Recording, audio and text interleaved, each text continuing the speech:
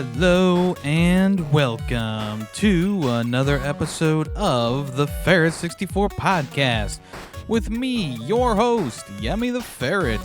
Ferret 64 is of course the one-stop shop for video game news, occurrences, first impressions, and so much more. And we got a nice episode for you today. I finished up Metroid Prime 4. I've been playing a new mobile game. Shocking! Divinity. The directors behind Divinity have some interesting things that you might want to hear about.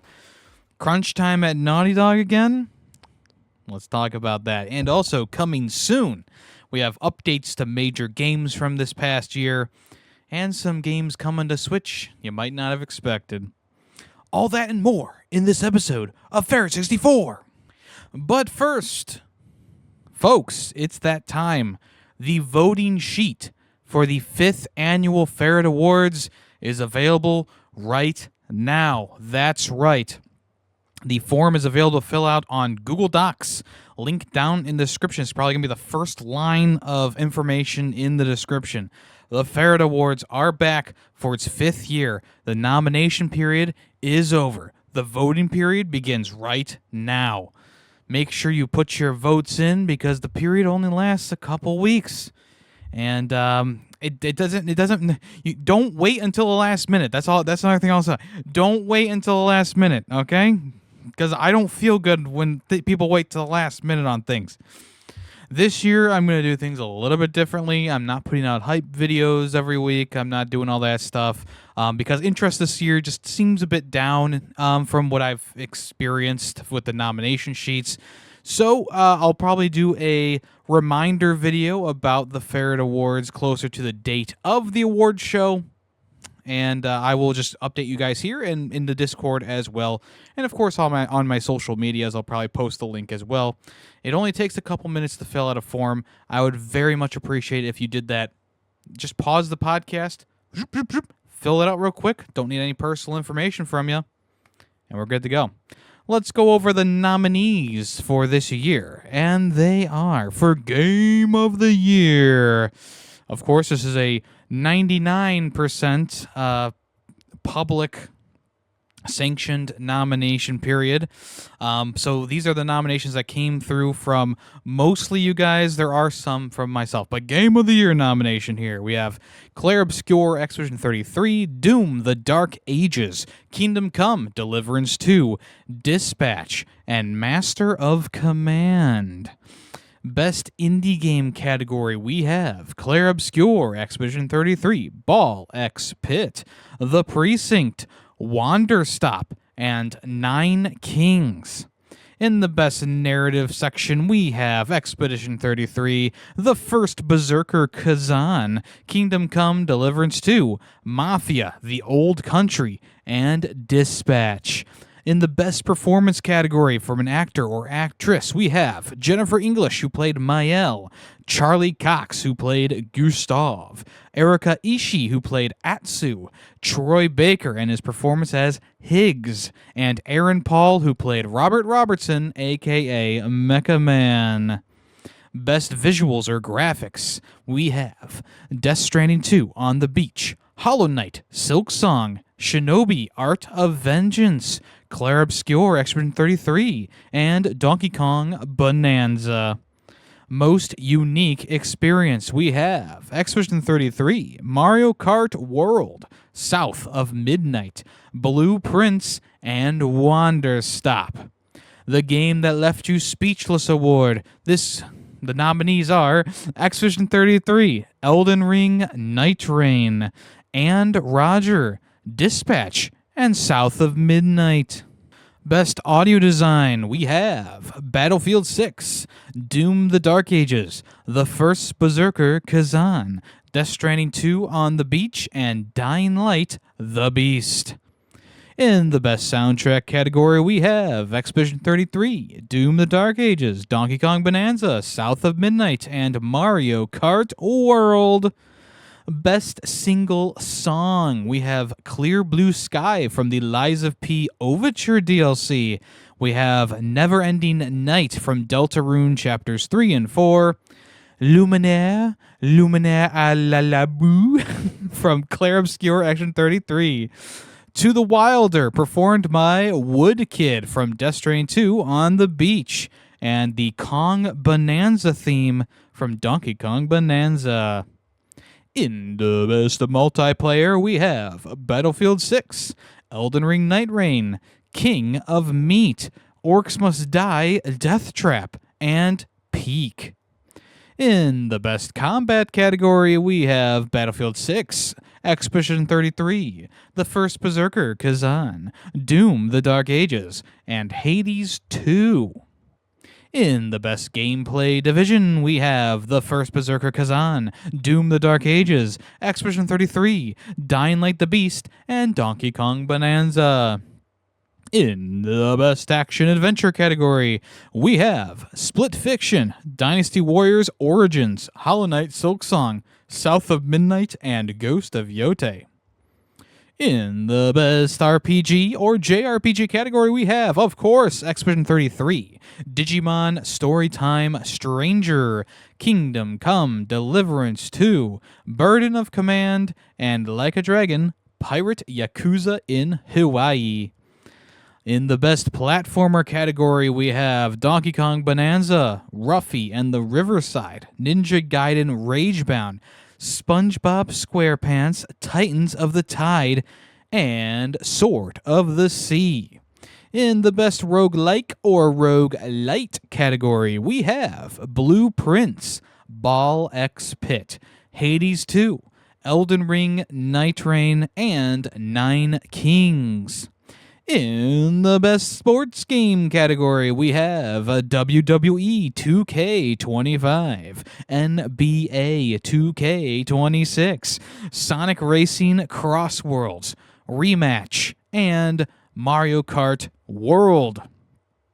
In the best shooter category, we have Battlefield 6, Borderlands 4, Doom the Dark Ages, Chronos the New Dawn, and Cleared Hot. In the best strategy and or puzzle game category, we have Blueprints, Dispatch, Master of Command, Split Fiction, and The Seance of Blake Manor. In the best early access category, we have Peak, Schedule 1, Repo, 2XKO, and Super Fantasy Kingdom. In the best remake or remaster category, we have Final Fantasy Tactics, The Ivalice Chronicles, Tony Hawk Pro Skater 3+4, Donkey Kong Country Returns HD, Metal Gear Solid Delta Snake Eater, and Gears of War Reloaded. In the best DLC, update, or content drop category, we have Lies of P Overture, No Man's Sky Voyagers Update, Mario Party Jamboree plus Jamboree TV, Donkey Kong Bonanzas, DK Island, and Emerald Rush DLC, Sonic Racing Cross Worlds SpongeBob SquarePants Pack. For the worst game of the year, we have Call of Duty Black Ops 7, Killing Floor 3, Mind's Eye, Nintendo Switch 2 Welcome Tour, and EA Sports College Football 26. In the Still Playing Award category, we have Pokemon TCG Pocket, Final Fantasy XIV, Balatro, The Lord of the Rings Battle for Middle-earth 2, and Red Dead Redemption. And to wrap it all up, we have two categories for me, Yemmy the Ferret. What's the favorite game that I streamed in 2025? The nominees are Pokemon Sword, Red Dead 2, Sonic Frontiers, Garfield's Spooky Scavenger Hunt, Sonic 3 and Knuckles, and Star Fox Zero. And for the favorite Yemmy the Ferret Twitch clip from 2025, the titles of these clips are The Plane Isn't Moving, What Does Callus Say? We All Soiled Our Undies, Chocolate Frog Back Bling, Sonic 2, and yes, scary that one. All that and more can be yours if you just vote in the Ferret Awards. That's right. Yeah, once again, form is in the is the top link in the description below. I call it a voting sheet. It's also a form. It doesn't matter. Go ahead and vote. The voting period is until December 31st, and then the award show will be live on my Twitch channel, twitch.tv/Yemmy the Ferret, on January 3rd. That's a Saturday. Be there or be square, and make sure you vote. Don't wait until last minute. Vote right now or within the next 2 weeks. I'll see you there, and I'll see you right here as we move on to the first part of the episode, which is, what have I been playing this past week? All right, after making that announcer voice, I'm a little bit sore now. But I played, of course, and finished Metroid Prime 4 Beyond. I know I've been talking about this game for a couple of weeks now, and yes, it is finally time for the final review. And I gotta say, like, I was into this game for about half of the experience, and then there was a point where they started adding many new characters, and after that I felt like it really started to teeter on the edge of, like, is this game actually bad?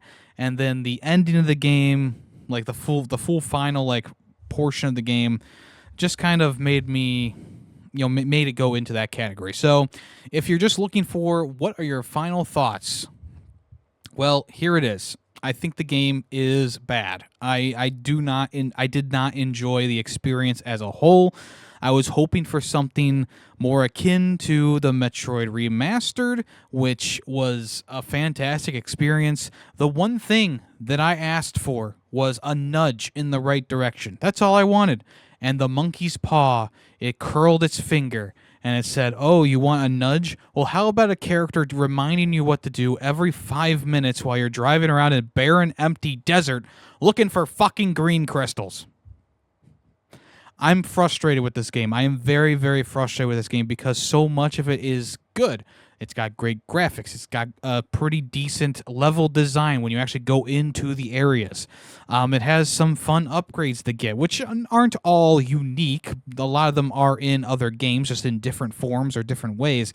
But at the core of it, we have a pretty good game that looks good, has great music, it has nice level design when there's actually areas to go through, and there's nice replay value because you're going to want to go back through these areas and get the upgrades that you missed for your character. And if it was just more like a Metroid 1 experience, I would be totally fine with the game, even if they didn't tell me exactly where to go.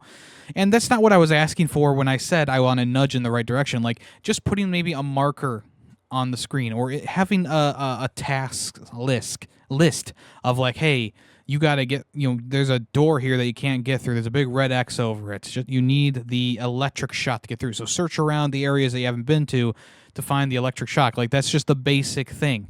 But instead, what they do is they have characters constantly telling you and reminding you, like, hey, you don't have what you need for this door. Hey, we don't have what we need for this. Hey, you got to come back here. Hey, make sure you collect those green crystals. Those are very important. Hey, if you find mech parts, usually you find them around the destroyed Federation bases that are plopped everywhere. Or, hey, if you can't find a mech part, they could be at the beginning of an area. Like, there's all these different things that pop up and they try to remind you about throughout the entirety of the experience. Like, there will be moments where it's like, okay, so I need to get through this, I need a more powerful shot. Okay, so I'll have to come back to this area. And while I'm, after I'm done scanning it, and it says, and after I'm done testing if I can just shoot a regular missile at something, a character will chime in who was maybe with me at the time and go, looks like we need something different. Why don't we come back here? It's like, no shit. The most egregious point was there was a red light lock on a door, and I was just trying to shoot it with the various different, I was shooting it with various rockets and stuff like that, and the robot companion guy immediately, as I started shooting, was like, you don't have what you need. Come back later. And it's like, okay, that's great, but could I at least, like, try to Could at least try some things out, because I scan it. It says it needs a large explosion, and I go, okay, so I can just shoot. Maybe if I shoot multiple rockets, or maybe it needs like a charged shot for this or that. I don't know. Just let me decide when I need to come back for something. Don't tell me. And that happened every single time. So now this monkey paw situation that I made for myself, where I asked for a little bit more information or a little bit more nudging in the right direction from that first game to the fourth game here, has turned into a situation where I cannot think for myself. Every time I try and think for myself, the character comes in and goes, you need something new, you need something else right there. And it's like, great. I get that. Like, thank you. So like, and you might say, like, the engineer character, his name is Miles, whatever. You might say that, like, he's the most annoying character, right? You meet him very early on. He's got some annoying dialogue here and there. I think for the most part, Miles is like fine for half the game. Like, he doesn't do anything too egregious. He has some cringy voice lines. Don't get me wrong. But at the end of the day, Miles is definitely not the most annoying character up until the final, like, hour of gameplay. But there is a different character who takes over that spot. I believe their name is Anderson. They're a private, and they're very gung-ho, and they cream their pants over Samus at every moment they get. Because apparently Samus is no longer just a bounty hunter. She is this big figure that the Federation forces all aspire to be, and they love Samus so much. Everyone's willing to sacrifice their lives for Samus Aran. And it's so ridiculous how fanboy and fangirl every single character is. Even the sergeant, who is voiced by, I believe, the Dark Ages voice actor for the Doom guy, who's like, oh, Samus, good thing you're here. Oh, boy. It's like, dude, yeah, I get it. Samus is great. She's great. We learned that in the first hour of gameplay when we're actually fighting with Federation forces, okay? We don't need this constant reminder that Samus is the greatest character of all time, and she's the greatest bounty hunter, and she does everything perfect, and everyone aspires to be here. I don't get, like, they needed to tone it down a lot. There are so many scenes of, like, the private character just kind of, once again, fangirling out, or like the sniper guy, Takashi or whatever his name is, like, just saying, like, these really obviously, like, just poorly written lines of dialogue that are like, oh, Samus, I hear you're the best shot ever. It's like, cool. Yes, I'm very good at shooting my arm cannon. Okay. Give me a break here. Give me some space.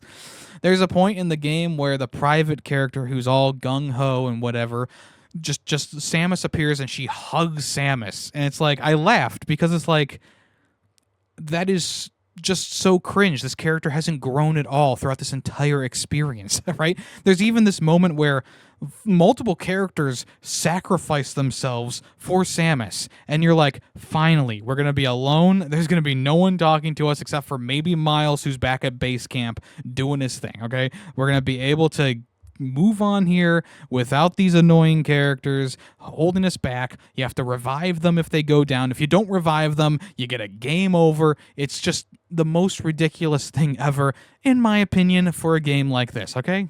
Okay. So there's this point where you're in the mines and characters are just kind of like falling off one by one. The sniper guy stays up top with the robot, and then the sergeant guy stays behind to sacrifice himself as he closes the hole behind you. And then there's another part where the private's like, oh, I'm going to be just like Sarge. I'm going to seal off the cave so the monsters can't get you. I'm going to sacrifice myself here. The whole time each of these sacrifices happen, the creatures still get into the area, so it's not like their sacrifice really means anything at the end of the day. And then the robot guy, he comes back somehow, and he sacrifices himself by throwing Samus over a deep pit, and he's like, Godspeed, Pilgrim, and then he gets wasted by the monsters as well. And the stupid thing is, like, they do like these death noises, these like, like they're dying as the cave collapses. And then what happens after you defeat the world's most annoying boss fight ever, who has a very small hitbox on his chest? After doing all that, you go back up to the surface on the elevator. You're like, oh damn, all these people died, and then they all just meet you on the elevator. It's like, what is it? What does anything mean? Nothing matters in this game. Every character just is impervious to damage and death and whatever, no matter what character it is. And if I do let them die, I get a game over for that, because God forbid I don't revive them in the 5-second span that they've gone down. Oh, this game. It just annoys the hell out of me with the decisions that it made. Everything new that they added into this game, as Callus said in his review of Metroid Prime 4, everything new that has been added into this game and tinkered with it just misses the mark completely. The new characters, the new open desert world, the collectathon that they threw in, and the overall new story of this game. And as I commented on last episode, the aliens in the game, they like made it so like this green energy they got from the crystals would rain down from the skies, and it would like enhance the creatures of the world. But they didn't do any testing, so the creatures mutated and got angry, and then themselves they all got angry and green and turned into the monsters. So it's like, are you the stupidest race of beings ever? You have psychic powers, intergalactic travel, teleportation devices, limitless energy sources, and you killed yourselves all off because you thought that a green substance was going to enhance your abilities or enhance your species, but instead it made the entire planet inhabitable. It's like, what is going on here? Like, stupid asshole, damn dumbass. Oh my god. So as you go through the game, there are multiple areas to go to: the ice area, the fire area, the mines, the blah, blah, blah. And most of these areas have decent level design. The mines are a bit of like a side, because that's the one where you go through the mines with all the characters. But the fire area is cool. I like the final boss for the fire area. You like use the vehicle to hover above fire, and you attack like this big lava serpent, and then you eventually have to battle him while you're on his tail. There's also a boss fight in the ice area that I thought was decent. The like storm area, you have to fight like Silex twice, but it's fake Silex. And it's like, the fights just didn't really feel that impactful. Same thing with the mine fight. The beast in the mine takes forever to kill, 1. And 2, if you die at any point during that, you have to start from the beginning. So this long process of shooting his like exposed areas that don't do damage to him, but the exposed areas to bring him down, and then shoot him some more to make him stunned, and then you have to turn into morph ball mode and bomb his under half to make him stunned even longer, and then you shoot his middle section for a little while. It was just an annoying boss fight. And then the cherry on top of all this stuff too is you get these charge moves: charge fire shot, charge missile launch, blah blah blah. So I was like, oh, if I use the charged missile launch here, that should do like a big chunk of damage, right? No, it did like hardly any damage. I did more damage by just spamming the fire button than I did holding down the missile launch button and shooting a volley of missiles. It was the stupidest thing I've ever seen. I was like, what is this game? Like, does nothing have impact here? I don't know. So you get through all that crap, and then the game's like, okay, now it's time for the collectathon. You've seen these mech parts everywhere. Well, now you got to go and collect each and every one of them. You can put a teleporter pod on it, and it'll teleport it to where the main mech is being built by Miles. So you do that. You do that for 6 of them. One of them includes a boss fight that was very boring. It was the same thing over and over again. The big sand creature, comes towards you. You got to shoot your little disc while you're on the vehicle at its tail, and then you gotta do a boost slide into it. It was over and over and over again, very repetitive. Nothing changed about the fight as you went through it almost at all. But eventually you get you defeat the giant fish, and you get all the parts. That's all 6 parts. You have all the teleporter keys from doing each of the areas as well. And now they dump this information on you that's like, well, not only do you need to get the mech parts, but you need to fill up that green meter that's in your menu that you've seen from the beginning of the game. You need to fill that all the way to the top, so that you can get the shield ability. And this is a mandatory thing. It's not some side mission that you can do if you want to. You have to collect at least to the top of the green for this little meter. And it was at that point that I really started to feel the burn from this game, because it's pretty much every 5 minutes the comm link will pop up, and it will be Miles, and it'll be like, "Hey Samus, make sure you grab those green crystals. Hey Samus, don't forget to deposit the green crystals at the altar in the hub area. Hey Samus, have you collected all the green crystals yet? Hey Samus, have you collected the mech parts yet? Hey Samus, hey Samus." And it's like, Miles, please shut the fuck up. Like, for the love of God, just shut the fuck up. Let me collect these millions and millions of crystals. And the other stupid ass thing that they do is when you're halfway done with that meter, they go, "Oh, here's an upgrade that you'll like. We're going to put the location of the crystals on your motion sensor, or your little sensor thing that's on the screen that tells you when there's enemies around you or whatnot."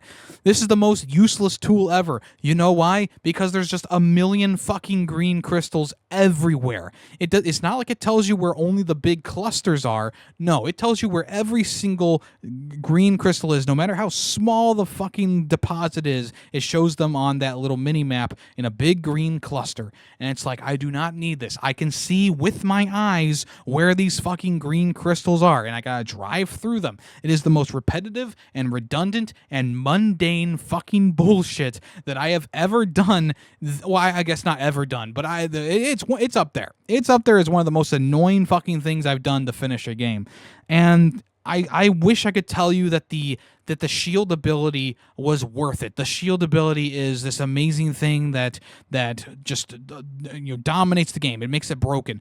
I can't even say that. You know why? Because I didn't even use the fucking shield ability throughout the final 30 minutes of the game that I had it unlocked for. Okay, you get the new stupid looking suit that is not as cool as the red suit. You get a shield ability when you're in the psychic mode. You can hold down a button and it will use like 25 missiles to make a shield for 30 seconds. And I was like, that is just not worth it. I'll just shoot missiles. And so I go through the entire final Silex fight. It's the most annoying thing ever, where Silex, he's a boss. And all four of the members of the Federation are there, including the robot guy, and they go down just by Silex is attacking them and you, of course, but they go down. So now it's like, instead of me just doing a boss fight, I'm also babysitting 4 fucking characters in this game and making sure to heal them as they go down. And this was the straw that broke the proverbial camel's back, okay? Because it was at that point that I realized that I don't like this game. I think this game is it is not Metroid. It is something, it is a version of Metroid that is for literal children, okay? Oh my gosh. And yes, halfway through the fight, you get separated from the group. Whoop-de-doo. But then, after the Silex fight, and this is spoilers, of course, all this is spoilers, I'm sorry, I'm just gonna spoil the whole thing for you. After the Silex fight, you go through the teleporter, or I'm sorry, you go back into the area where your teammates are, and they're like, "Oh my god, Samus," and they hug you, and they're like, "Good job, Samus, you killed Silex," and she's like, because Samus doesn't talk, and you're about to power up the transporter, and everyone's like, "Yes, we're about to go home. There's our planet. We're about to go home. Whoop-de-doo." And I just knew in the back of my head, I'm like, well, they're all dead, right? And what do you know? Samus gets the Silex comes through a portal, and he's like, "Haha, gotcha, bitch," and he shoots at Samus, and it disrupts the whole teleportation thing. So now you have this cutscene where your allies are getting the shit kicked out of them by Silex, and Samus is trying to power up the teleporter again. And a bunch of characters are doing these noble sacrifice things. Miles gets in the way of a shot going towards Samus, and the private gets her Silex grabs her head and lifts her up and shocks her, and I'm like, oh, she's dead, right? No, of course not. So at the end of the day, the robot guy gives Silex a bear hug, and everyone like holds his limbs, and Miles like is lying there in front of Samus outside of the teleporter range, of course, and he's like, "Go, Samus, go!" And everyone lifts up their helmets to reveal their true faces, so she can remember their faces, and it's like, damn, just fucking die already! Like, what are we doing here? So you get teleported back to wherever.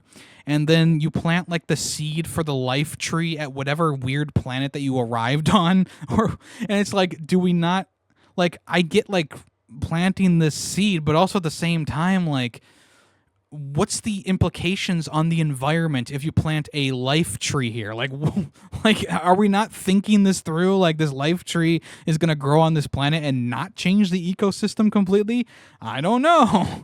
But yes, she honors the sacrifice of her teammates, and also apparently she's the chosen one. So, you know, she has the duty to plant the seed again, and it's like, just end this game. And then the game did end right there, and I'm relatively happy about that. But the entire experience just did not hit at all. Like, it just, well, maybe not the entire experience, but 50% of this game just did not hit. There was a clear division in this game when the characters and the world was like, okay, that's cool. I'm in the ice area. I'm doing stuff with the sniper guy, and he's being way too talkative on the mic, telling me to go into rooms and stuff like that.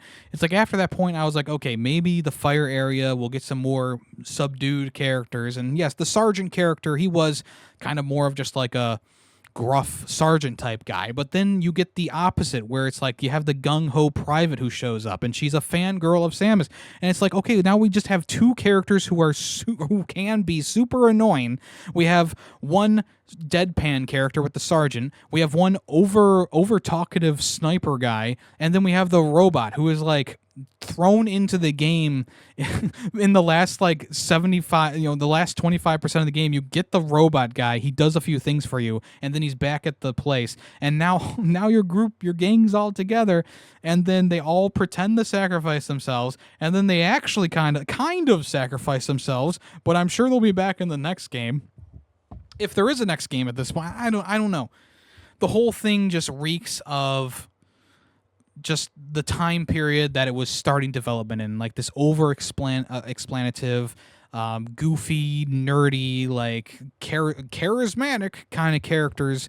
And you have Samus there who just doesn't say anything. She just kind of takes everything and she just nods and approves of everything that these characters are doing. And it's like, at what point is Samus just, is she going to stand there and just slap Miles across the face or push the fucking private away who is hugging her? It's just, the vibe is off. The story is dumb. Not done. It is done now, but it's dumb. The characters you meet, the environments you like, there's just so much that I just dislike about this game. And even though there are some good things there, as I've talked about, the graphics, the audio, sound design's pretty good. I think the meticulously designed areas, like the beginning area with the life tree, the ice area, and the fire area, are all designed really well. And I do enjoy scanning things. I love scanning things. There's a lot of things to scan in the game. I got 94% of scans that I could, which is pretty good. But I only got 75% of items I can find. And you know why? Because most of the time, going back to these areas, you got to fight through hordes of enemies, one. Two, the upgrades you get are just missile expansions or elemental shot upgrades, which are nice, but by the end of the game, I had like 150 rocket slots, and I had so many elemental shots that I didn't even use. It was just worthless for me to go back. And then they also had another meter filling up for the crystals that was blue. And I was like, fuck no. I just spat everywhere. I said, fuck no. I will not be collecting another green crystal for anything. I don't care how good the upgrade is. I do not want to spend any more time. Because at that point where I finally filled up the meter for the green crystals, it had been an hour of gameplay, 30 minutes the night before and 30 minutes the morning after.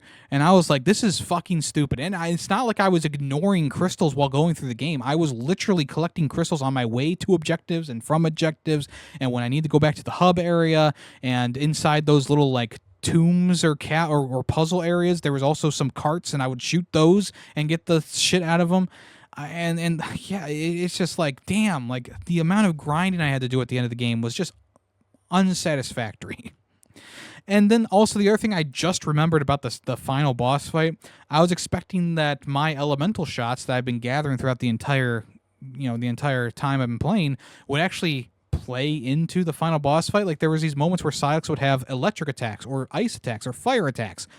But when I did my attacks, even charge shots, it didn't matter. It was just like a normal hit. So at the end of the day, like missiles and the guided shot was really all you needed for the end of the game, which is just so annoying because you spend the entire time gathering items for your character and beefing yourself up. Just to have it just not matter at all is very disappointing as well. So I know I've been super negative with this episode. I get it. You know, at the end of the day, it's a below average game. It could have been so much better. There are a lot of things that I wish that they had done. There's a lot of things that I wish they hadn't done. And at the end of the day, I'm giving this one a 2.5 out of 5, and it's getting a thumbs down. I'm saying pass. Like, honestly. Like, if you're a big fan of Metroid, obviously you're going to want to play this game, and you should play this game. But if you're just an average gamer who just wants a fun Switch 2 experience, this one's about 50% fun and 50% annoying bullshit. And that's just not a great trade-off. That's just not a good trade-off. And there's other Nintendo Switch 2 games that I would recommend over this one any day of the week. Mario Kart World, Donkey Kong Bonanza, Kirby Air Riders, why not? Age of Imprisonment, why not? You know, Pokemon Za. I haven't played that game in a while, but Pokemon Za, go with that over Metroid at this point, because those games at least have substance. They have things that I find endearing. But this game, anything that could have been endearing is just annoying, and it's not Metroid to me. Like, I know I have a very limited knowledge of Metroid, but what I've played of Metroid with Metroid 2 and Metroid Prime Remastered, this feels far and away from what Metroid is. And I know there's like other games like Metroid Prime Other M, which also went in a crazy different direction, but at the same time, is Other M I've never played it, and maybe I will eventually in the future, but is Other M on the same level as this game? Because I feel like Other M was like one of the worst reviewed of the regular Metroid games. I don't know. You tell me in the comments below what you would rather play. But yeah, Metroid Prime 4 Beyond just really didn't hit, and it's just made me very sad. Really, it just made me really sad. Plus, this was like the big marquee, finale for the first half year of the Switch 2. Like Metroid Prime 4, December game, Switch 1 and Switch 2 ports, which is going to be one of the last games that do that.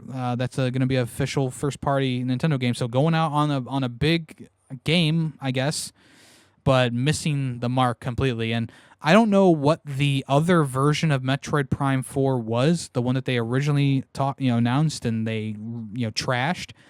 I feel like it might not have been like this at all, or maybe it was a bit like this. But I don't know. It's just too. It's like I said, it's the monkey's paw. It curled and said, okay, you want more information on where to go? Well, we'll tell you exactly where to go. And also, the level design is going to be very straightforward. There's going to be no twists and turns. Unlike Metroid Prime 1, where you could get lost on that map. Like, there's lots of different things to do, and there was lots of different hidden secrets around.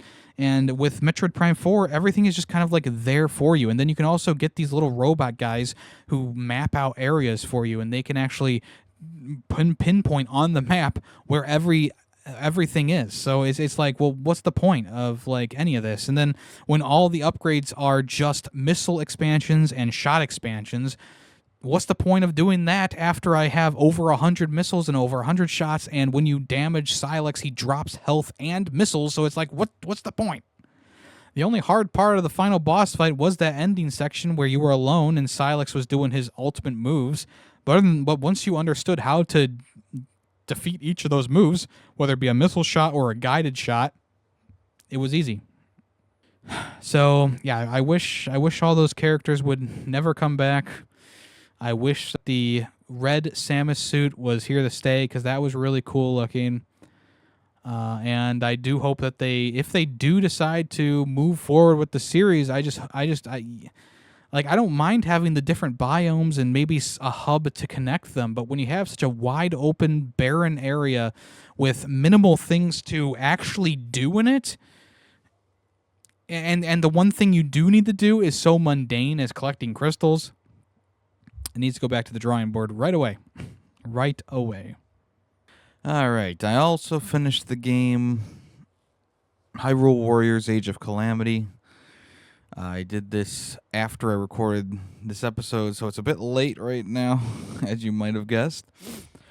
Football's over, and I was like, you know what? I can't wait till next week to talk about this. So here I am. So this is gonna hopefully be short and sweet. The bottom line is that I enjoyed the game. I thought it was kind of fun. I did think it got a bit tedious once the whole war angle started, the War of Imprisonment, and it bogged itself down with time sensitive missions that I felt like I really needed to finish before moving on. And at the end of the day, it doesn't really affect you much to not defend the territories, especially if you already did the mini missions that are in the area anyway. So yesterday, while the Bears were playing, I essentially just beelined the main story. I only had 3 missions left. They were long missions, of course, with plenty of boss fights. Reused boss fights mostly, and it was fine. It was fine. I unlocked all the characters, and there was only like 3 of them that I actually didn't like to use. The rest were either fine or good. I enjoyed using them, and it's one of those things where it's like this game has the IP going for it, right? With the Legend of Zelda. It's also canon in the Legend of Zelda universe, so it has that going for it. A lot of people, I guess, don't like the story because it just rehashes everything that you learned in Tears of the Kingdom, which I don't know about, so I can't comment on that. But the main thing was like I didn't care about the story too much. Like I watched the cutscenes; they were some of them were fun, some of them were boring, and I went through the game and I had a decent time, but it doesn't have what Dynasty Warriors Origins has, which is the really fun combat system, the spectacle of having thousands and thousands of troops on the field. Like it doesn't have those things to it, which just makes this a bit of a lesser experience in my opinion. Like I haven't played any of the other Legend of Zelda Warriors games, but I mean I am interested in playing in at least the original Hyrule Warriors just to see where it all began for this series and see if anything has really changed that much. The thing that I liked about Age of Imprisonment was these special move combos you could do. The one thing I didn't like though is having to break the little octagon shield in the middle of the character when they're stunned. Like that just felt like it took forever, and of course it does chip damage as you try and break the shield. Then you can do an ultimate attack that does big damage. And at the end of the day, it started to, even though I had upgraded my weapons and I had upgraded my characters as much as I could and blah blah blah, it just still felt like it took forever to beat the big characters, which did start to weigh on the experience a little bit. So at the end of the day, I thought the game was good. I had fun with it. I don't think it's worth the full price tag in my opinion, but it's still a good experience, and I did enjoy myself while playing it. And I thought the ending, like, look, say what you want. I think Kalamo was a great character. Now, I'm not just saying that because I like Pro ZD. Okay, yeah, I thought Kalamo was a great character. I enjoyed him, and I thought his ending was very somber. And the ending of this game is actually kind of sad in a lot of ways, but yeah, I thought that he was like the centerpiece of the story, in my opinion. Like, even though there's the construct in Zelda, I really thought that Kalamo stole the show here, and I enjoyed his character quite a lot. So, um, yeah, at the end of the day, I'm giving this one a 3.5 out of 5. I'm giving it a thumbs up, but I'm saying just hold off for a sale, because I think most people who play this game are going to either be Warriors fans or Legend of Zelda fans who don't care about the price tag, or if you do care about the price tag, you're someone who's just like me, who was like, oh, I'll get any Switch 2 game that comes out right now. So save your money for a sale. I don't know if it's on sale right now or not, but I think that would be the best thing to do right now. And yeah, let's move on to the next game. Okay, let's move on to a different game. Dave's Word Game. Dave's Word Game. This is a mobile game for your phone. So I have an Android, but it's also available on Apple, and I think it's also available on a couple other platforms as well. But Dave's Word Game, it's kind of like... Well, not really. I was going to say it's kind of like Wordle, but it's not really like Wordle. The only thing that it has a similar vibe to is there's a bunch of blocks with letters in them. So it's not like you're typing out words and trying to guess the word of the day. It's more so like Scrabble in a way, where you are given a set of letters in a grid pattern, and you're trying to make words out of those letters. You're trying to make long words and whatnot. And while you're trying to make long words for bigger points, you're also trying to clear rows, either horizontal or vertical. You're trying to clear squares of 6 as well, to get more points from them for your words as well. And then after you clear a row, new letters form in those rows, giving you more options and words to make. And I find the game entertaining. It is an entertaining game, and I'm not just saying this because I know one of the creators of the game. Right now, it's not. I'm not just saying it because I know that one of the creators. It is a fun game. I think it's a fun concept, kind of combining the Wordle daily word scramble with a Scrabble kind of way, and I think that's actually very fun. My grandmother, rest her soul, loves Scrabble, and this kind of reminds me of playing Scrabble with my grandma. So there's a little bit of like a nostalgia factor there, but also at the same time, it's a new age kind of version of Scrabble, I guess you could say. It's a very basic in terms of like presentation and stuff like that, but it's effective. It's got some sound effects in there. It's got some music playing in the background if you want that on. It has a daily challenge, and there's something more coming soon. I'm not sure what that is yet, but the daily word scramble, you essentially just try to get a lot of points, right? So you use big words, or if you even like do small words, but they clear out rows or sections of the grid. You also can get big words. Like I think I did like a 3-letter word that's cleared out a corner, but also at the same time while clearing out the corner, it cleared out 2 rows. So I got like +3 points for +3 for the 2 horizontal rows. And then I also had a +6 from the big chunk coming out, and I was like, okay, that's pretty cool. So that that 3-letter word actually got me over like 100 points that day. So I was like, okay, that's kind of cool. Now I will say, I am enjoying the game, and I don't know how long I'll play it. That's the main thing. It's like I don't know how long will I keep up a daily word game like this, or even like a weekly word thing as well, or maybe even if I'm just bored and open it up kind of game. I don't know how long I'm going to play this. It is fun for what it is, but I feel like after a while it's just going to be like, yeah, just the same thing over and over again. And I guess that leads me to the other thing where it's like I'm not really that good at the game. Like I'm also not good at Wordle, skill issue, obviously. I only got to the pink level in reading back in elementary school, so, forgive me. But I'm also not like super good at creating words. And the same thing happened with Wordle for me as well, where it's like I'm just kind of going through the motions at one point, and then I stopped playing Wordle. And the same thing might happen with this one, where I'm just kind of like, seeing the letters that I recognize, or, words that I recognize, and going, yeah, I might as well just do that. And that's a me thing. Obviously, that's a me issue. It's nothing wrong with the game itself. I think the game is fun, and I enjoy my time playing it. But also, it's like I'm not like super good at the game, and that's once again, that's a me thing. That's a me problem. So once again, I don't know how long I'm gonna play words, Dave's Word game. But I think it is a relatively fun game if you're a fan of like these brain teaser kind of things. Make the words out of the letters type thing. Go for it. I think it's a pretty fun little concept. It's free, so it's not like you have to pay for it. It's free. There's no battle pass either or anything like that. No microtransactions.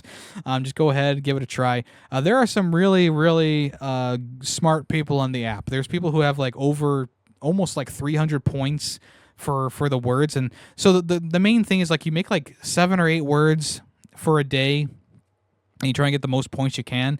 And like getting 100 points for me is like a struggle. And like the first day that I played it, it was very early in the game's lifespan. I got like 86 points, and I'm like, yeah, that's pretty good. And the people in the GG Discord, they were like, oh, it's pretty good, you know. And then Charles, who runs the GG app, was like, I could do better. And he got like 120 something points, and I'm like, okay. Okay.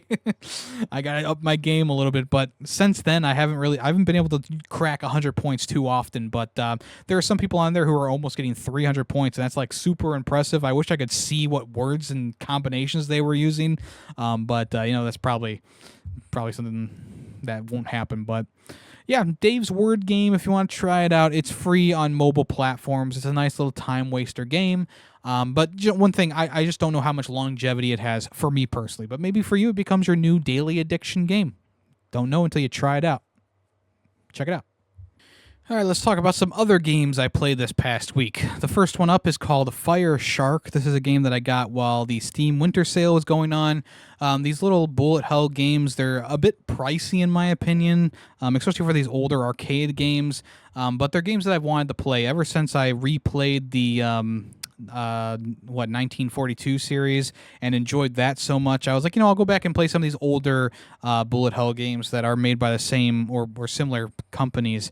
So Fire Shark was one of the ones that I bought along with Flying Shark. I haven't played Flying Shark yet, but Fire Shark has like a biplane, and it's a bullet hell. So you're going straight, keep going up. And enemies are on the screen, tanks and turrets and planes, and you shoot them down with the various weapons that you have at your disposal. I found this one to be okay.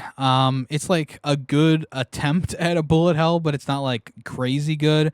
I think the main thing that kind of brings this game back for me is the fact that like there's 3 different fire modes that you can pick up randomly throughout the game, and one of them is just useless. It's the green one that does like a spiral bullet attack. It's like it just doesn't work that well at all. There's one that is a red laser beam, which is good when it starts out, but if you upgrade it to its maximum form, it's a full screen wipe, which you might think is good, but enemies start shooting before they get on screen at times, and when you can't see the bullets coming at you because the bullets are red and yellow, they kind of flash in between, it makes it hard to dodge the shots. The most effective gun is the blue one, which I started out not really enjoying, but once you upgrade that all the way, it does a very massive spread, but it also allows you to see what's on the screen. So I ended up trying to use the blue one as often as possible. But the problem with the game is that when you shoot an enemy who has a power-up or a different shot type inside of it and it pops out, it's bouncing on the screen for minutes on end, and there's just a high likely chance that you'll just pick it up randomly. So at the end of the day, I just was like, okay, green one, I'll grab the green one for now. It'll switch out eventually in the future, and go from there. You also have bombs on the plane, which is the general screen wipe type thing. So nothing too crazy there. A lot of the boss fights were fine. Like, it wasn't really, there was nothing super crazy about these boss fights, right? A lot of it was just like, here's a big tank and it has guns and it has a lot of health, or here's a battleship and it has a lot of turrets to take out and does these like wide shots. It's like, they're fine. Like, there's nothing too crazy about them. But yeah, it's one of those things where it's like, I mean, it's a fine game. I think it was worth a playthrough, but I'm probably not going to think about this one too much afterwards. Unlike 1942 1 and 2, those games are like classics in my opinion. This one, Fire Shark, it's a good attempt. It has decent graphics, and it plays pretty well. But the song in the background repeats over and over and over again. It's hard to see enemy shots at times with the certain weapon types, and I felt like it was just yeah, it was fine. It was fine. I gave this one a 3 out of 5. Definitely pick it up if it's on sale, like it is right now, for like $1 or $2. But for the full price of like $10 to $15, I would definitely stay away for it for now. And then we streamed 2 games this week. The first one I'll talk about very briefly is Black Ops 6. I've been trying to play through all the Call of Duty games on stream that I have left to play. Black Ops 6 was one of the past games that I had to play, and I thought I was going to have a decent time replaying this one, but it wasn't that good, and it kind of made me rethink like my thoughts on Black Ops 7. I don't think Black Ops 7 is good, don't get me wrong, but there are things from Black Ops 6 that started and then got worse in Black Ops 7. So enemies with health bars, poor level design, an unimportant main character kind of feeling. Like the main character that you play as in this game, called Chase, he has like no presence in the cutscenes. He's just like not there, but apparently he's it's whatever. There's a couple levels that are kind of fun, but then there's some levels that I found very, very annoying. At the end of the day, I dropped this game from a 4.5 to a 2.5 out of 5, which is pretty crazy if you ask me. And then finally, I did another playthrough of Modern Warfare 2 Campaign Remastered. This is not the original version of the game. I already played the original version of the game earlier this year when my PC was in the shop. I played Modern Warfare 2 on a Windows 7 computer, and that was a very nostalgic kind of experience. But I wanted to replay the Campaign Remastered because when I originally played the game, gave it a 4.5 out of 5, said it was really good, and my thoughts are mostly the same. If you want a more comprehensive and deep dive into the Campaign Remastered, last year's episode on that is going to do just as well as my current thoughts right now, because they haven't really changed. Do I wish that it had the Spec Ops in there? Yes, 100%. If the Spec Ops mode was included, just like single-player Spec Ops 2, I don't even need the multiplayer in there. Just a single-player Spec Ops mode, that would have been perfect. It would have gave the game a 5 out of 5. If the multiplayer was included as well, that would be fine. I'm not too crazy about having the multiplayer back, if whatever, because I wasn't really too big on the Modern Warfare Remastered multiplayer. But it's it's like, okay, a quick turnaround type thing. We remastered the campaign. For what it's worth, I think it's fun. I think it's great. I think they did a good job of redoing the game, essentially.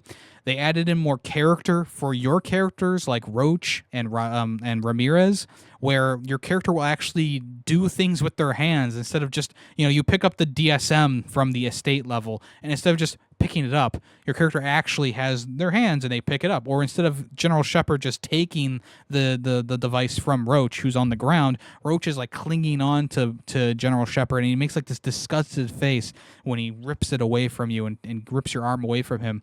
And I just think those are really nice additions to the game. Also, there's an Easter egg for Modern Warfare 3 that they added in here, where they added Yuri into the airport level. So just a lot of good additions in here. A nice facelift for the game. It plays pretty well. It's pretty much the exact same game that you know and love, or campaign at least that you know and love, plus the museum. There's also new things for the Intel. The Intel gives you like big head mode and pineapple mode and whatever, which is fun. I like that too. So if you haven't yet, make sure you check out Modern Warfare 2 Campaign Remastered. I still give it a 4.5 out of 5. I feel like it's definitely worth it, especially if it's on sale for like $10, because I think the base price is like $20, which is fine too, but it is just the single player, which is the most important part of the Modern Warfare 2 experience, in my opinion.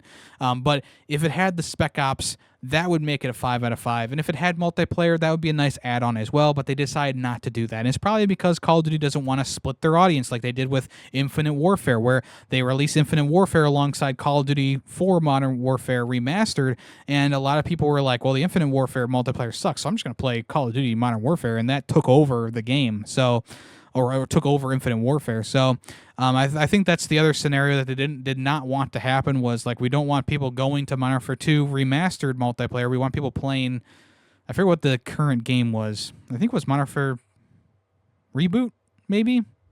I don't remember, but I still hold out hope that they're going to do a Modern Warfare 3 remaster because I think that game does deserve it, and I think they could add some nice things to that game as well. But I'm not going to hold my breath. I'll probably die of asphyxiation after. But Modern Warfare 2 campaign remastered, fun, good time, fun platinum or 100% if you want to do that as well. They added in a couple of new little trophy things in there too. But yeah, there you go. Call of Duty Modern Warfare 2 campaign remastered. Thumbs up from me.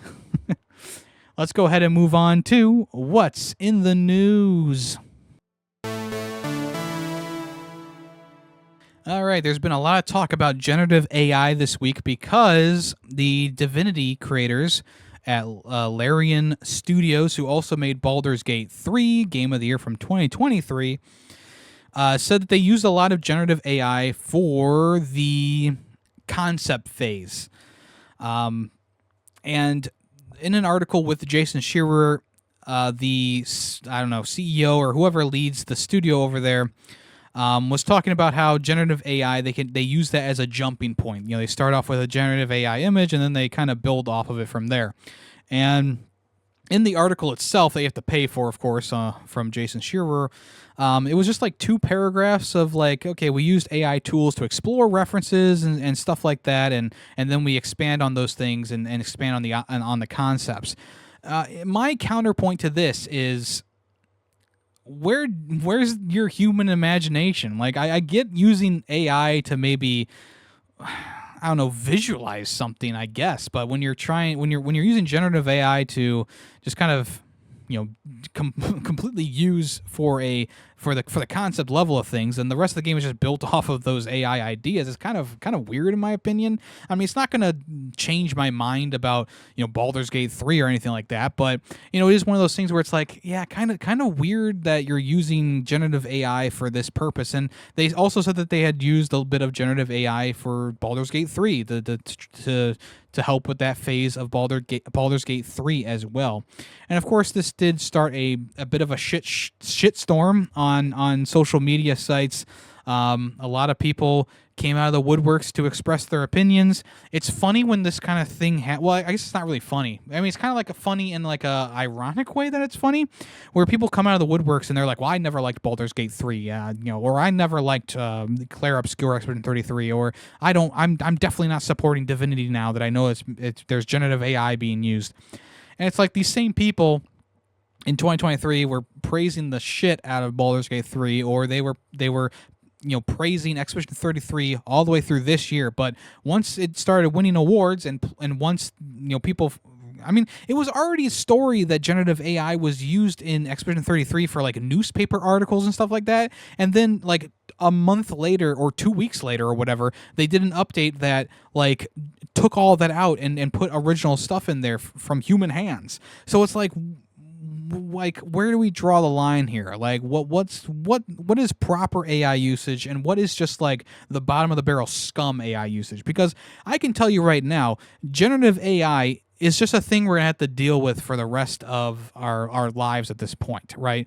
But just using it for placeholder things, and then we didn't intend for that to be in the game, like that is fine-ish, like it's like fine-ish, where it's like, okay, if it wasn't supposed to be in the main game like in Expedition 33, then how did it get into the game, right?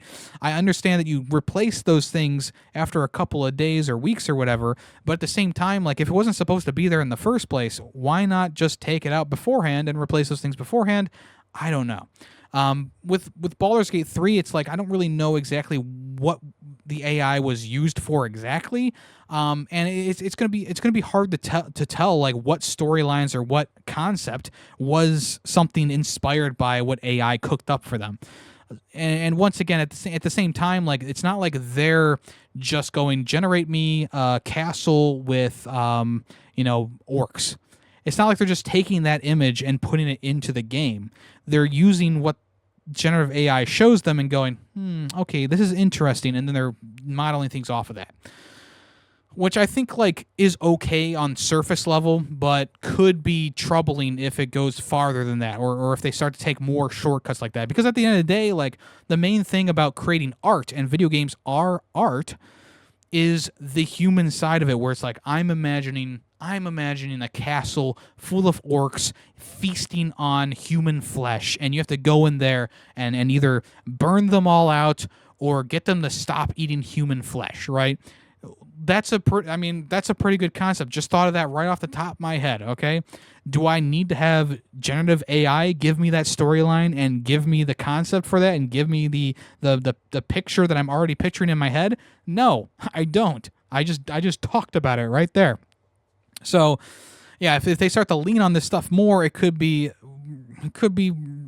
some cause for more concern.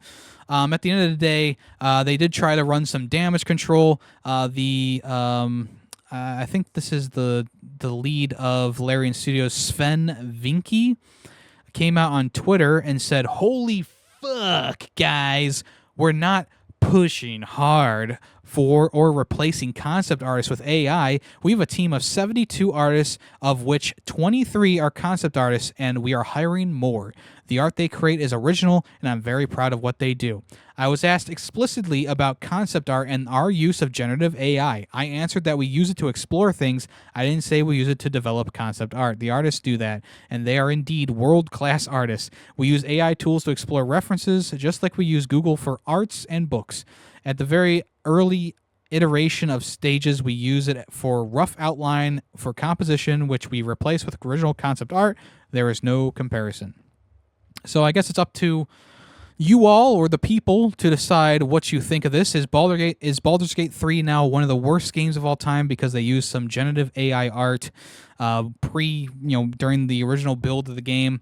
I don't think so. Is Expedition 33 just a shit game and you shouldn't play it because there was some generative AI that they replaced eventually in the game? I don't think so. Is Divinity, whatever the new Divinity game, whatever it's going to be called, is that going to be instantly shit and you're going to use a lot of backlash against that because they use some generative AI in the early concept stages? I don't think it deserves that. I mean, at the end of the day, Baldur's Gate 3 is like over 300 hours of content, tons of voice lines and storylines to explore. At the end of the day, Expedition 33 is a like 60 to 80 hour experience with tons of different really cool handmade, human-made artwork and scenery and stuff to look at, and the story itself made by human hands. At the end, I'm sure at the end of the day, with Divinity coming out, which is going to be even bigger than Baldur's Gate 3, I'm sure that a little bit of generative AI use is not going to hamper the whole thing right away. And to be fair, I think that there's a big difference between using AI as a tool. As I've said already many, many times, I think AI as a tool is okay, but AI should not be replacing people. And as it seems, they haven't replaced their concept artists. They're just using AI to help the concept artists. And also at the same time, they also said something about the generative AI stuff actually slowing down the process for them or something like that. So that's also another thing to like keep an eye on as well. AI is not at the point where it can actually take over these types of things, but at the end of the day, like there's a big difference between using AI as a tool to help with the process and just AI slop. And AI slop is when you generate an image and you put it in your game, like that Who's at the Door game, right? There was AI images in that, and they were very obvious AI images, and it's like, well, that's one, that's lame, and two, it's annoying to see, right? It's lazy in a lot of ways. Like I said, there's a big difference between using this generative AI for slop and using it for a tool. And I think using it as a tool, I don't have as much scrutiny for that, especially when it's like super early in the process and there's not much going on at that point with like actually making the game. We're just kind of storyboarding things at that point. And even though I would rather them not use generative AI, as I already proved, you can just come up with ideas through your human brain that, it's probably going to be better than what any AI generates anyway. I mean, I've used AI, like novel AI or whatever, to write a goofy story for one of my podcasts that I explicitly said was AI and all that stuff, and I actually made fun of it for that. But like the story it's nonsensical. It doesn't make sense. There's things that happen that just have no pattern to them, if Baldur's Gate 3 used AI in a sloppy way, then you would definitely be able to tell like the stories and stuff like that just not making sense or whatever. And I know there's ways to hide it as well. I'm not blind to that fact either. So I would say like use your own discretion. If using a bit of generative AI in the early concept stages or for placeholders and you're going to replace that stuff later, if that is a big deal to you, then yeah, don't support the studios, don't support the game. But at the same time, I don't think we should be saying fuck this, fuck that, because at the end of the day, it's like it's honestly not as bad as it sounds that they're as people are making it sound, in my opinion. But yeah, I mean, I would rather not see them use the generative AI at all. Like that's of course my number one answer. But number two, like I think the limited amount that they actually used and the results that came out from them, I don't think it's a fuck you offense. Like I think it's like a hey, let's not do that for the next project. Especially if it's slowing them down. Like, why would like if you're being slowed down by AI, then just don't use it. Like, come on, it's as simple as that, in my opinion. On the other side of the spectrum, Naughty Dog is forcing crunch to get Intergalactic back on track, or Intergalactic: The Heretic Prophet back on track for 2027, of a 2027 release. And this is the problem that that has been within PlayStation Studios and Naughty Dog specifically for quite some time. If you don't recall, there was an article that came out, I think it was a year or two ago, where they it was talking about how much crunch was enforced during The Last of Us Part 2, which was another Naughty Dog project, right? And, you know, that was a whole problem a couple years ago where overworking the staff, trying to get this game out, blah, blah, blah, blah, blah, especially once COVID hit, like, you know, updates and stuff like that coming out, like crunching the developers. And this was a huge thing. And to find out that Naughty Dog is, specifically Naughty Dog is still doing the same thing. I don't know about the rest of the PlayStation Studios, but specifically that Naughty Dog is doing the same thing again is just very, very concerning. This is, of course, from Jason Schreier, once again, the big goat of the gaming landscape. They had to crunch themselves to prepare a demo to be finalized for a demo for the higher ups to see how the progress was going. So they had so Naughty Dog was like, hey, get this done or you're fired or something like that. I don't know. Just crunching them, having them work longer hours for the same pay, et cetera, et cetera, et cetera. So the developers behind the game are very concerned. Like if we're already doing crunch time now to try and get back on track, you know, what's going to happen when, you know, we're a week away from launch and you know they start crunching us even harder, like a month away from launch, and they're crunching us a lot harder. It's a concern to me, and obviously it's going to be a concern to the people who are developing the game because it's just not healthy. It's not healthy to be overworked like that for multiple days on end and then not get paid any more money for your time for this crunch time that you're doing. And obviously with crunch happening, that can also cause the game to have more bugs on release or to release in a state that is less than viable for the regular audience. If there's a PC port or whatever coming out alongside it, like, you know, one of those, you know, the port is probably going to suffer because they're going to focus more on the PS5 side of things. Or if there is a PS4 version, it's probably going to be very downgraded and less looked at. So it's one of those things where I'm just I don't like to see this ever at this point, especially after all the backlash from a couple years ago when it came out that so many studios were getting crunched and all that stuff, and the same thing is happening with GTA 6, right? The allegedly there are people protesting inside the studio, like because of the crunch that they're being put under and all that stuff. And I could easily see the Naughty Dog employees maybe doing the same thing. And I don't know if the people in Naughty Dog have the same protections as the people in the at Rockstar Rocksteady. Rockstar, right? Yeah, Rockstar. Yeah, the people at Rockstar have, because I believe the people unionized at Rockstar, but it's just something to pay attention to, really. And like, I think the main problem too is like there's not a lot of people that I know of who are like so excited for this game that it's like a day one purchase and blah blah blah. Like obviously you're gonna have the PlayStation fans and the Naughty Dog fans who are gonna be like, yeah, I'll get whatever they put out. But I think the general audience is kind of like disengaged with this one. I mean, we saw a CG trailer for it, which had some backlash, and I think the backlash was of course unfounded. But at the same time, like, is it going to be like another hack and slash open world game? Is it going to be a more linear experience? Is it going to be what is this game going to be? What is the Heretic Prophet? What is all this stuff? And we just don't know yet.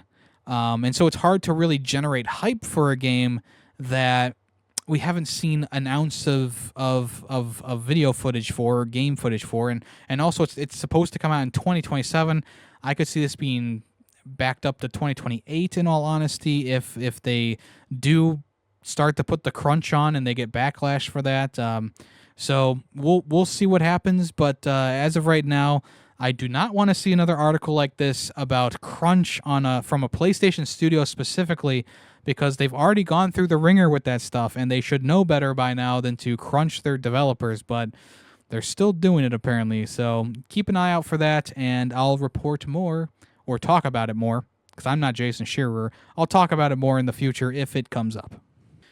All right, earlier this week, there was a comment about game key cards from ININ, which is developing a game for the Switch 2 called R-Type Dimensions 3.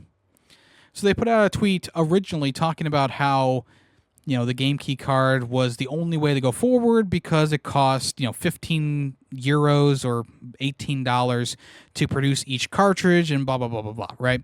And then later on in a future post, there was talk of a smaller card being released for the Switch 2.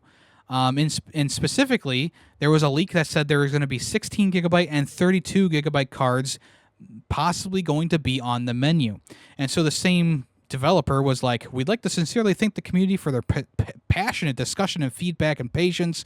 Your enthusiasm for physical games and for R-Type in particular made this solution possible, and we're very happy to be able to deliver a true cartridge release. So they were talking about a full cartridge release for maybe like a 16 or 64 gigabyte kind of game. Not 64, I'm sorry, 32 gigabyte game. So Nintendo actually, I guess, did a cease and desist for the studio. So they took that post down.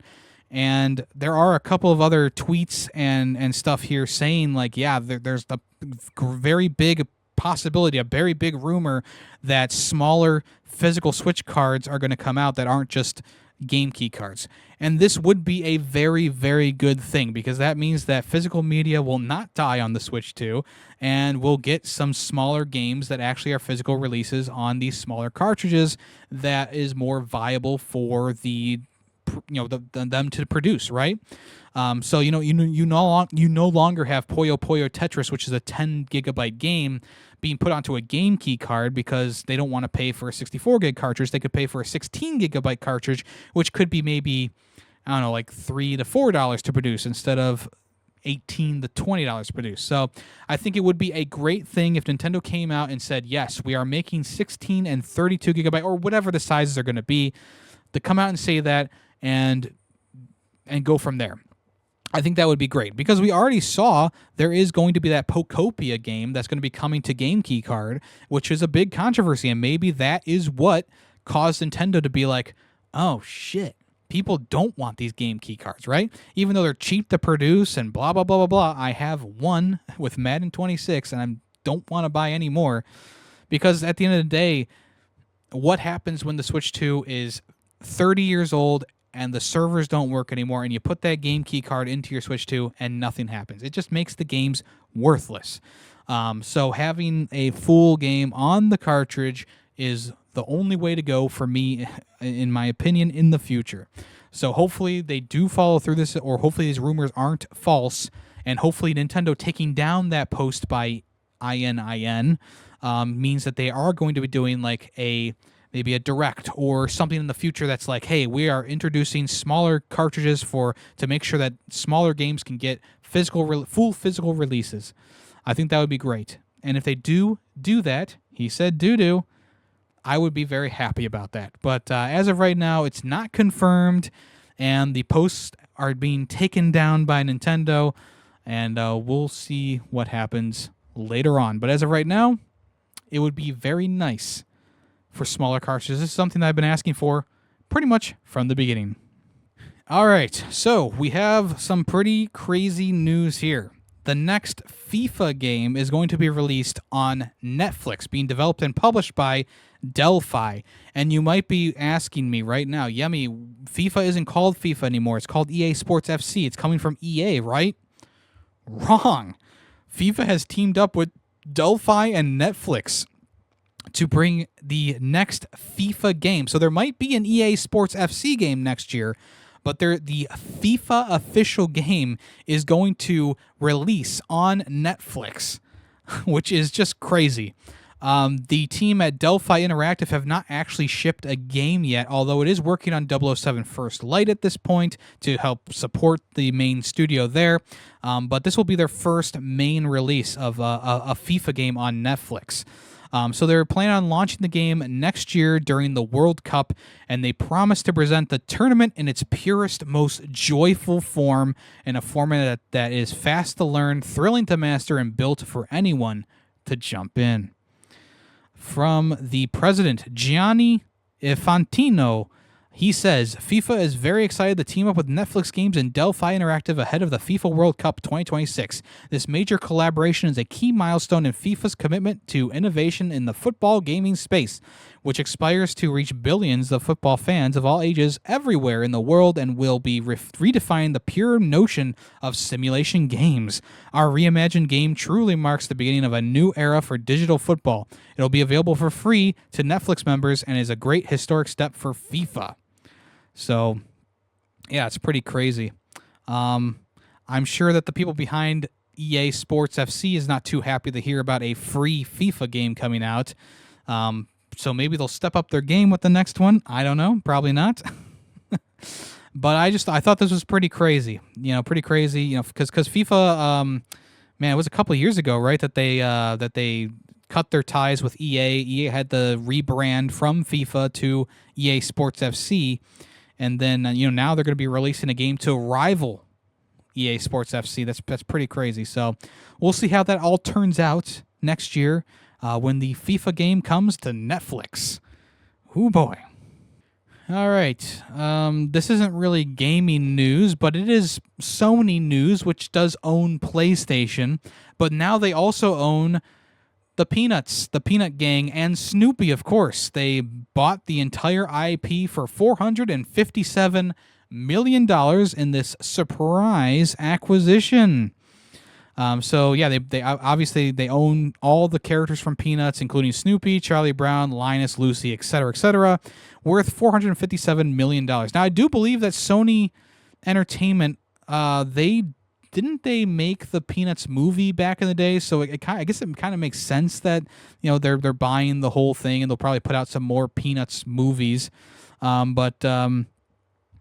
apparently in Japan and Asia, the Peanuts characters are very iconic at this point. So I guess it makes sense that Sony, being a Japanese-owned company, is going to jump into the Peanuts gang and buy them outright, I guess. I don't know.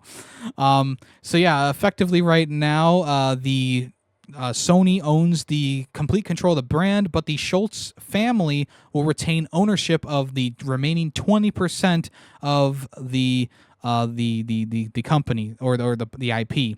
So right now, Sony Music Entertainment owns 39%, and then plus Sony Pictures is buying for 41% stake. So they essentially own what is that? 40. So they own 80% of the company essentially, or 80% of the IP. So now they own 80%. The Schultz family still owns 20%, and so there you go. So in an announcement from Shunsuke Muramatsu of Sony Music Entertainment, they said, since 2018, SMEJ has been proud to be part of the partnership behind Peanuts, an iconic global entertainment brand with a 75-year legacy of delighting audiences worldwide. With this additional ownership stake, we are thrilled to be able to further elevate the value of the Peanuts brand by drawing in the Sony Group extensive global network and collective expertise. So, yeah, I don't know exactly what's going to happen with this. Maybe they'll make more movies or whatever. But maybe there's also a game that's going to be in the cards, a Red Baron game or something like that. I don't know. But right now, that's a big chunk of money for some, I mean, for an iconic group of characters, right? Snoopy obviously is huge. So there we go. All right, we have two more articles here for the news. First one up is the Vin Diesel-led Arc 2 is not going to come to Xbox or Xbox Game Pass until 2028. If you don't recall, Arc 2 is going to be an Xbox console exclusive for a year or so after the game is released, and it's also going to come to Game Pass. The game was already announced 8 years ago with the crazy trailer of Vin Diesel being on like this dinosaur-type creature with a little girl in the passenger seat. And we don't really know much more that's happening with the game. One of the developers from the game, Jeremy Stieglitz, came out in an interview recently and said, our intention is one of the things we're doing about Arc 2 was that we felt like we needed to learn a lot more about how to make this kind of game we wanted to do and do it kind of in phases. Learning about both the technology and the mechanics seemed to us safer than just trying to release a whole standard product like Arc 2. So with this expansion called Legacy of Santiago, we're going to be introducing a lot of mechanics and features that we wanted to kind of test out in Arc 2 as an expansion for Arc Survival Ascended. So instead of releasing Arc 2 now, they're going to release chunks of an update that are going to also be in Arc 2, I guess. So yeah, I don't know. They also commented on how much is Vin Diesel going to be a part of the game. And in the response to that question, they said, the question is, how much performance are we going to get from him? Are we going to get 1 day, 5 days, 8 hours? You don't know. And the scope of how much performance we are going to get determines how the narrative is going to play out. We have a narrative that's, if we get a lot of Vin Diesel, this is what we'll do. And if we get a little Vin Diesel, this is what we'll do. So I guess Vin signed on for the project to have his likeliness in there and probably do some voice lines. But the extent of the performance, we'll see how it goes. Is it going to be more like Wheelman, where he's the main character, or is it going to be more like the Need for Speed games, where he's just a voice in the distance? I guess we'll have to wait and see. But as of right now, Arc 2 planned to release in 2028 now, with small updates coming to Ark Survival Ascended in the meantime. And finally, Terminator Survivors, the open-world, multiplayer, co-op Terminator game, has been delayed indefinitely. Originally released or planned to release in 2025, that is not happening anymore. On the Steam page, the developers came out and said, 2025 is coming to an end, and it's been a while since our last update. First, I want to thank you all for the patience and understanding you've shown us so far. Though we've been quiet, we haven't been idle. This year has been productive, and we've made important progress across all fronts, from world design and combat to narrative depth and atmosphere. Our aim with Terminator Survivors has always been to bring you an authentic and immersive open-world Terminator experience that recreates the harsh reality of Skynet's uprising and the resilience of humanity in spite of it. You'll be immersed in a bleak story where every machine patrolling the open world is a lethal threat and a chilling sight. After months of internal testing, discussion with players and fans of the license, we came to the conclusion that to give you an authentic Terminator experience with the best possible shooting exploration gameplay, we would have to put aside the cooperative multiplayer. We know this may come as a disappointment, but we believe it's the right creative direction for an uncompromising vision of the world after Judgment Day. We've also had to overhaul our release plans. Instead of launching in early access, we want your first steps of the Wasteland to be complete and polished experience. You might have guessed already, but that means Terminator Survivors won't be launching in 2025. We don't have a new date locked in, but we'll let you know when we're ready. Nevertheless, your feedback is crucial, etc., etc. We'll be organizing several closed play tests under NDA as the launch window gets closer. So I'm guessing it's probably going to be a 2026 release at the latest.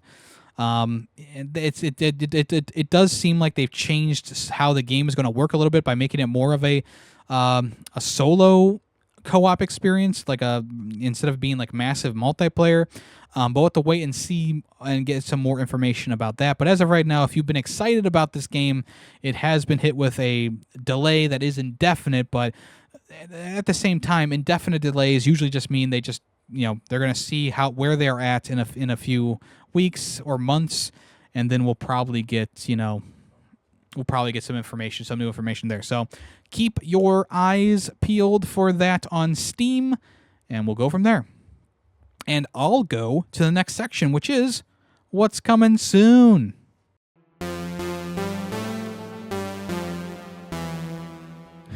All right, first up, Marathon. Bungie's Marathon, as I like to call it, because marathon is just a regular word, has been given a new release date and a new video going over the mechanics of the game.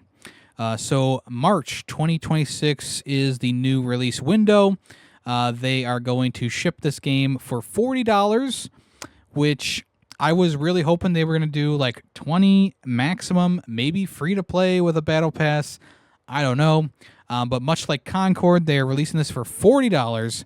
And the developer ensures to the players that there will be a roadmap of free updates as the year progresses once the game is released in March.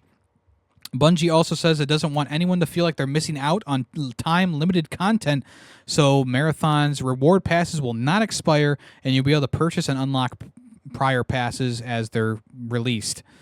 So far, after the plagiarism stuff and after the initial closed alpha or whatever, the game has been getting a lot more positive feedback from playtesters and people who have been talking about the game. Plus, they settled the plagiarism lawsuit or whatever you want to call that. They settled that, so that's all good to go, right?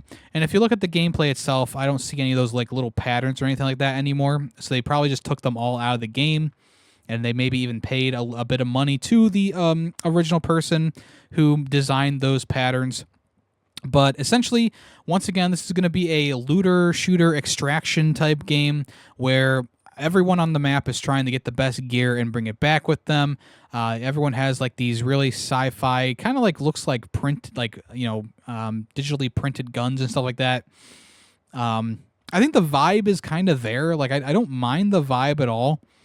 And it's going to be interesting to see if it's going to be more like Arc Raiders or if it's going to be more like your regular Division extraction shooters, stuff like that. It'll be interesting to see. And obviously this is a very co-op heavy kind of game where one person can ruin your run if they come up behind you and kill you and stuff like that. Looks like there's going to be little puzzles and things to unlock and solve in the game as well while trying to extract at the end of it all. So we shall see what happens and what other features they'll be putting into the game. But as of right now, I think the game is looking good. For a person who's not big into looter shooters, or not looter shooters, but extraction shooters, I think it looks fine. I get a bit too annoyed with these games though, because much like the Dark Zone in the Division, it's one of those things where it's I just want to do the thing, fight the hard enemies, and leave. I don't want to have to worry about the squad of 3 players who are kind of behind me and trying to extract at the same place I'm trying to extract, and who knows if they're going to actually help you or try and kill you, right? There's all those different things to worry about too. So yeah, we'll see how it goes. I mean, the gameplay doesn't look bad from what they showed on the video on the official Marathon YouTube channel, and we'll just have to wait and see. We'll have to wait and see how this all plays out. And as of right now, March 2026 is the tentative date. And the price tag is $40 if you want to invest your money and time into that. And I'll probably pick this one up simply because it's what I do. But if you don't want to pick it up with me, that's fine. I'm not gonna poo-poo anyone for not picking this up. But Bungie has always done good with the gunplay, so at least it's probably gonna have good gunplay. At least we'll see how it all works out at the end, though. All right, Hollow Knight Silksong is getting an expansion in 2026 called Hollow Knight Silksong Sea of Sorrow. This is going to be a free update for all players across all platforms. Right now, they've only shown a bit of I don't know, concept art or whatever of a dome-looking structure with water all around it. Maybe it's going to be more of like a. I mean, it's called Sea of Sorrow, so I'm guessing it's going to be kind of like maybe like an island somewhere off the main path. They're going to keep further details a secret right now, but expect additional info shortly before Hollow Knight Silksong Sea of Sorrow releases. So it's going to be another one of those shadow drop type things, huh? They also announced that Hollow Knight is getting a Nintendo Switch 2 edition. So if you have the game already, there's probably going to be some enhancements for free for the Switch 2, or you'll be able to buy it physically or digitally for the Switch 2 in 2026 as well. They said that there's going to be a high frame rate mode, higher resolutions, and many additional graphical effects. So we'll see how that goes. So that's going to release sometime in 2026 as well. And I'm sure we'll get more information about that closer to the release of that. So very cool. Nice to see there. Hollow Knight Silksong, Sea of Sorrow. Also, Cult of the Lamb is getting a new expansion as well called Woolhaven. This is launching very soon, the 22nd of January soon. And this is going to be a new paid DLC for the game that takes you to a winter wonderland, as the Cult of the Lamb has to deal with more ice-based things, not just regular fiery hellscape things. So yeah, January 22nd, this is going to be released. There's going to be new dungeons, new bosses, new weapons, and some new mechanics for cult management.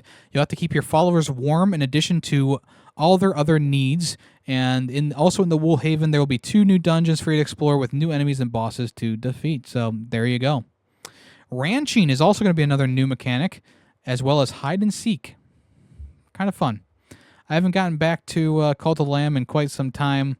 I think that it's still a great game, and I probably should have made it my game of the year back in the day. But I more so, if I name a game of the year, I usually stick by that. So Ollie Ollie World still holds a really special place in my heart, but Cult of the Lamb is also right there as well. It was a hard choice. It was a hard choice, people. Anyway, that is coming January 22nd. Once again. Also, Vampire Crawlers has some new gameplay on the Ponkle YouTube channel. They showed off a bit of, how the game is going to work and how it's going to look. Obviously, you're going first person through these areas. You're collecting new cards to use. And along with that, you're also using all the characters from the original game. Plus, you'll be getting some starting equipment as well to choose from. It looks like there's also going to be off the beaten path type things that you need to use like shovels for and other things for that are probably going to be random drops as well to give you new items and new cards. You'll also be able to upgrade your characters, stuff like that. And it's a roguelite kind of deck builder type game where you need to play cards in order to hit enemies, and the cards, they're all based off of things you might have seen in Vampire Survivors, but of course there's new things included as well. So Vampire Crawlers is looking pretty good. And I guess the full name is Vampire Crawlers, the Turbo Wild Card from Vampire Survivors. I'm not sure why they're using that big name. Probably because they need to put Vampire Survivors in there to make sure you remember what who made the game, I guess. But also at the same time, I feel like this is going to be a pretty fun game. I believe it's coming to Game Pass along with PlayStation and Switch and stuff like that. So should be a pretty fun time if you want to check that out sometime next year in 2026 that is going to be releasing. All right. A new PSVR 2 game is coming called Aces of Thunder, coming February 3rd. This is a World War II plane simulation game that makes use of the Thrustmaster. If you have a Thrustmaster controller, you can actually link that up with your VR headset to play the game. In the press release, they said Aces of Thunder battles will see you fighting across the world and getting a better idea of where the fate of the war was decided. Visit 15 beautiful maps representing the 3 key theaters of World War II, Western, Eastern, and Pacific fronts, as well as signature World War I front lines as well. There will be single-player missions and full online multiplayer for dogfighting. Of course, PlayStation Plus will be required. The gameplay itself looks good. I get a bit motion sickness with things like this, like games like this that are very high intensity, just like Rigs back in the day when I played that. But I guess it doesn't actually have to be in VR though. It says that PlayStation VR support is optional. So you can actually play this game without the VR, which might be the way that I play it if I do play it. But yeah, that's coming February 3rd. It's looking pretty good. Looking pretty good. All right, we have some games coming to Switch and Switch 2. One of them is Dispatch. This is coming to Switch 2 and Switch 1, and there's some comparisons out there right now. So the Switch 2 version, which will be a free upgrade if you own it on Switch, will offer enhanced performance with up to 60 FPS and 1440p resolution.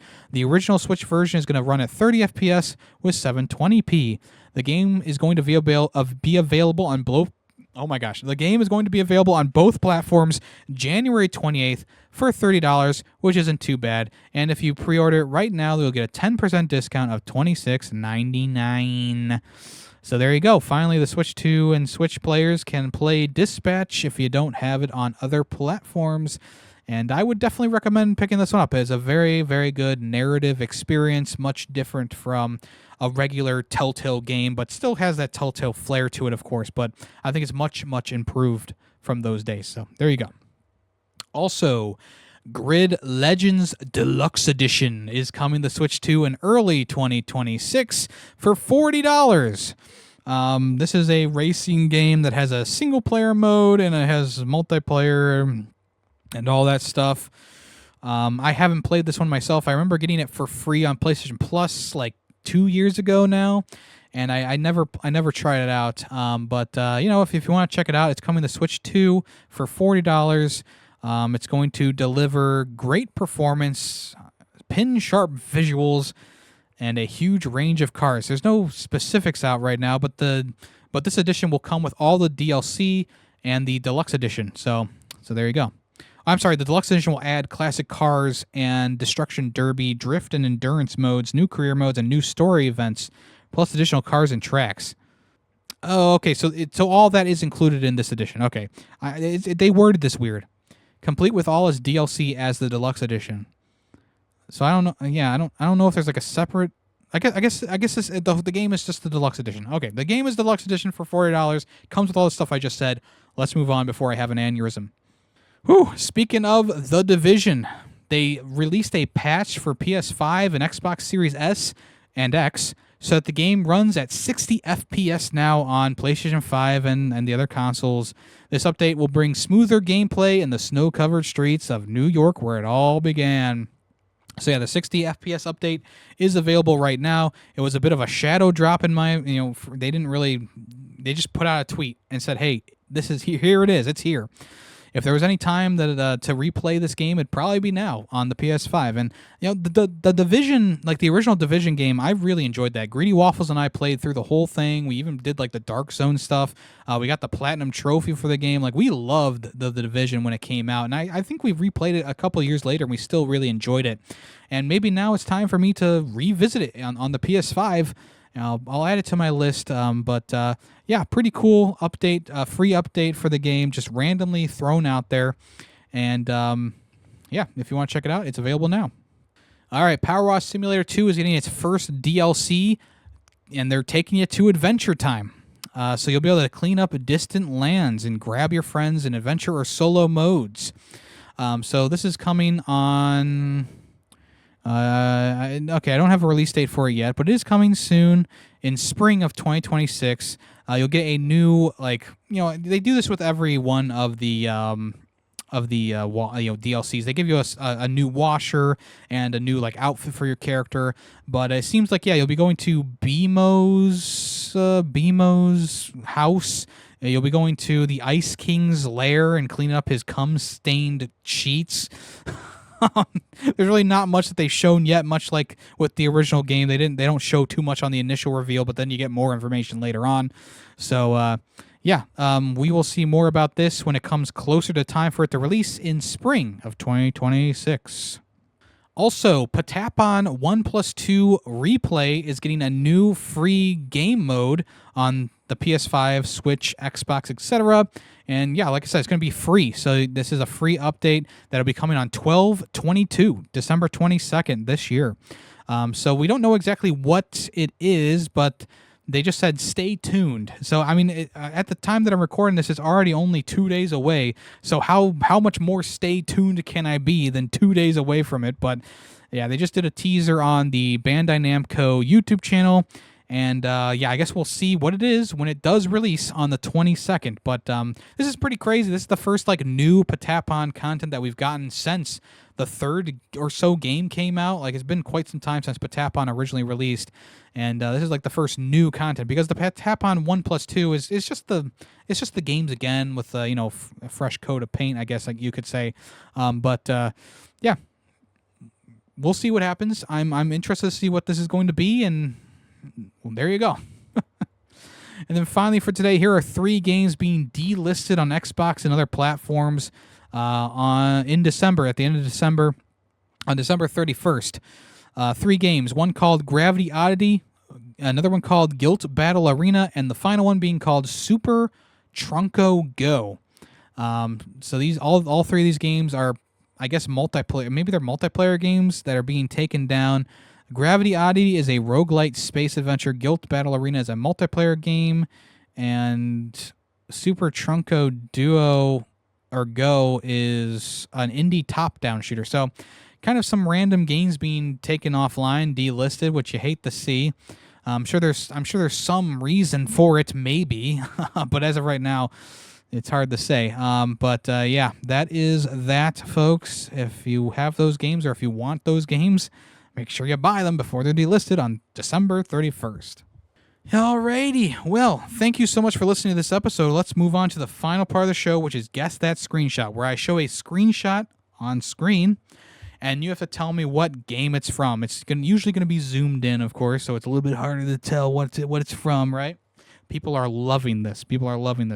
Let's go ahead and look at today's screenshot right now.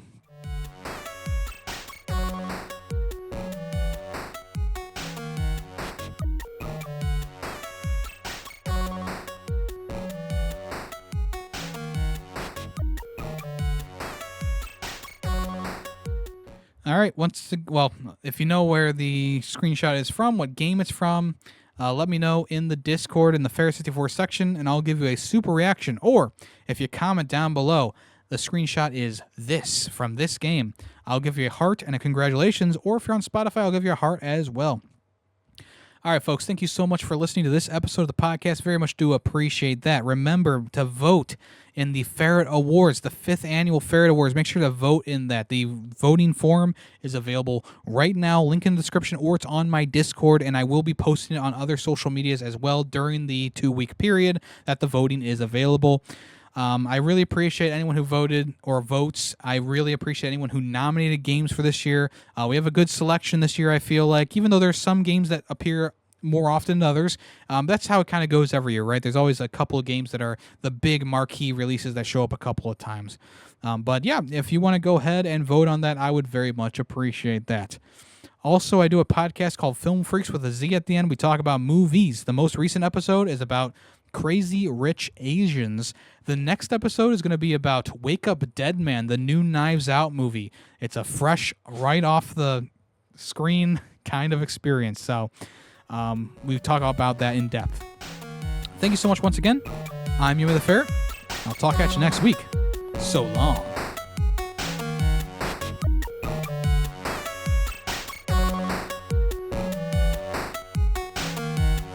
Ferret 64 podcast is owned and edited by Yemmy the Ferret. Sound clips included during the podcast were made by Yemmy the Ferret. The Ferret 64 logo was made by Player2P2. The intro and outro music was made by Gail Laliot on Fiverr. News sources include PushSquare.com, NintendoLife.com, and PureXbox.com. All opinions are my own. Thank you for listening.